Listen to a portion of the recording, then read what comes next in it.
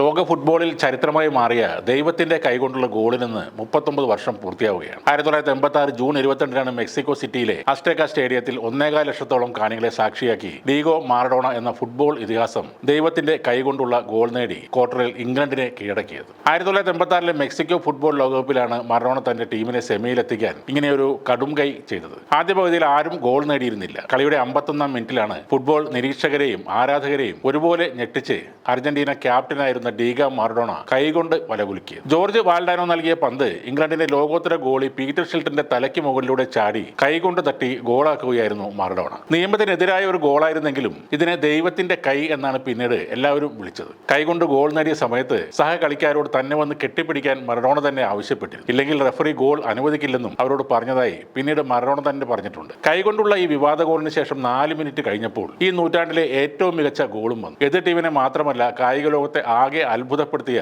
Football ചരിത്രത്തിലെ ഏറ്റവും മികച്ച ഗോളും മറഡോണ തന്നെയാണ് നേടിയത്. എൻഡിക് നൽകിയ പാസുമായി എതിർ പോസ്റ്റിന്റെ 60 യാർഡ് അകലെ നിന്നും പന്തുമായി പാഞ്ഞു വന്ന മറഡോണ ഇംഗ്ലണ്ടിന്റെ പീറ്റർ ബെഡ്സ്ലി, പീറ്റർ റെയ്ഡ്, ടെറി ഫെൻഫിക് എന്നിവരെയും ടെറി ബുച്ചറെ 2 തവണയും മറികടന്ന് ഗോളി പീറ്റർ ഷിൽട്ടനെ ഞെട്ടിച്ചുകൊണ്ട് ഇംഗ്ലണ്ടിലെ പോസ്റ്റിലേക്ക് പന്ത് കടത്തിവിട്ടു. മത്സരം ജയിച്ച അർജന്റീന സെമിയിൽ ബെൽജിയത്തെയും ഫൈനലിൽ ജർമ്മനിയെയും കീഴടക്കി ലോക കിരീടവും നേടി. ലോകം മുഴുവൻ മറഡോണയെ മാലാഖ എന്ന് വിളിച്ചപ്പോൾ മെക്സിക്കൻ ലോകകപ്പിലെ ക്വാർട്ടർ ഫൈനൽ ദിവസം അദ്ദേഹത്തെ ചെകുത്താനെന്ന് വിളിച്ചത് ഇംഗ്ലണ്ടിന്റെ ആരാധകരായിരുന്നു. ദൈവത്തിന്റെ കൈതൊട്ട ഗോളും ലോകത്തിലെ ഏറ്റവും മികച്ച ഗോളും പിറന്ന ആ മത്സരത്തിൽ ഡീഗോ മാറഡോണ അണിഞ്ഞ ജേഴ്സി ലേലത്തിന് വെച്ചിരുന്നു. ആ ജേഴ്സിക്ക് പ്രതീക്ഷിച്ചത് മാക്സിമം 40 കോടി രൂപയാണ്. എന്നാൽ ആ ജേഴ്സി ലേലത്തിൽ പോയത് 70 കോടി 90 ലക്ഷം രൂപക്കാണ്. ഇംഗ്ലണ്ടിനെതിരായ ആ മത്സരത്തിന് ശേഷം മാറഡോണ ഇംഗ്ലണ്ട് മധ്യനിര താരം സ്റ്റീവ് ഹോഡ്ജുമായി ജേഴ്സി കൈമാറിയിരുന്നു. അതിനുശേഷം ഹോഡ്ജിന്റെ കയ്യിലായിരുന്നു മാറഡോണയുടെ ആ ജേഴ്സി. കഴിഞ്ഞ 35 വർഷം അഭിമാനത്തോടെയാണ് ഈ ജേഴ്സിയുടെ ഉടമയായി ഞാൻ കഴിഞ്ഞത്. ഫുട്ബോൾ ലോകം കണ്ട എക്കാലത്തെയും മികച്ച താരത്തിനെതിരെ കളിക്കാൻ കഴിഞ്ഞത് വലിയ ബഹുമതിയായി കാണുന്നു എന്നുമാണ്